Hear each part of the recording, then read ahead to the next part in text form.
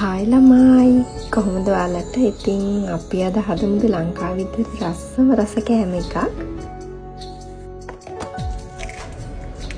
මං හිතුවද පරිප්පු තෙල් දාලා හාල් මැස්සු කිරට හදලා නැලුම් මලවල පපඩම් බදින්න. ඉතින් දැන් මම මුලින්ම මේ පරිප්පු එක හදාගන්නේ. පරිප්පු එක තැම්බෙන්න තියෙනවා, ලුණු චුට්ටක් දානවා, මිරිස්, සුදු ලුණු ටික දාලා කහ කුඩු මිරිස් පොඩ්ඩක් දාලා තුන පදාන්නේ, ලුණු චුට්ටක් දානවා.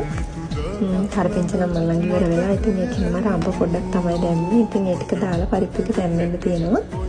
ඒ අතරතුර මම හාල් මැස් එකත් හදා ගන්නවා. මම හාල් මැස් කලින්ම ලෑස්ති කරලා ෆ්‍රීසර් කරලා තියාගන්නේ. ඒ කියන්නේ අපිට එක වේලකට ඇති වෙන ප්‍රමාණය මම සෝදලා කරලා ෆ්‍රීසර් කරලා තියාගන්නවා. ඉතින් හරිම ලේසි ඒ විදිහට වලක් කරලා බලන්න.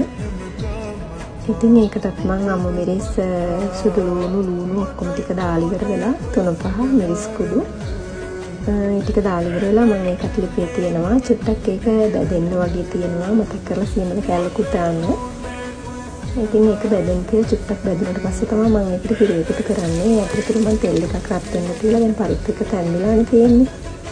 ඉතින් මම ලුණු අමු මිරිස් සුදු ලුණු ඒ ටික දාලා රම්පේ දාලා ඉවර වෙලා පොඩ්ඩක් ටෙම්පරාදු එක හදාගන්න යන්නේ. අපි චුට්ටක් මිරිස් ගොඩක් කන හින්දා මේ ඉතින් මම හිතන කෑලි මිරිස් පොඩ්ඩක් දාගන්න. ඊට පස්සේ පරිප්පු එක ඔය විදිහට ටෙම්පරාදු කරලා ගන්නවා. හරිම රසයි මේ විදිහට පරිප්පු වලින් වක්සරට කන්න ආස කෙනෙක් නම් අනිවාර්යෙන් try කරලා බලන්න. ඉතින් දැන් හාල් මැස් එකට හරි මම ඒකට කිරි දැම්මා. අන්තිමට මම ලුණු එකතු කරේ.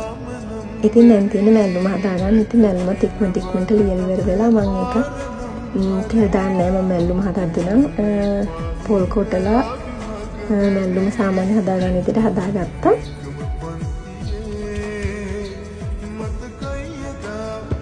ඉතින් ඔය විදිහට තමයි අද කෑම එක හදාගත්තේ. මම කලින් දවස් ඉතුරු වෙලා තිබ්බ රෝල්ස් වගේක් තිබ්බා. ඉතින් මම ඒකත් බෙදලා ගත්තා. පපඩම්කුත් බෙදලා මිරිස් කරලකුත් බෙදලා ගත්තා. ඉතින් ඔක තමයි අද හදපු රසම රස මෙනු එක.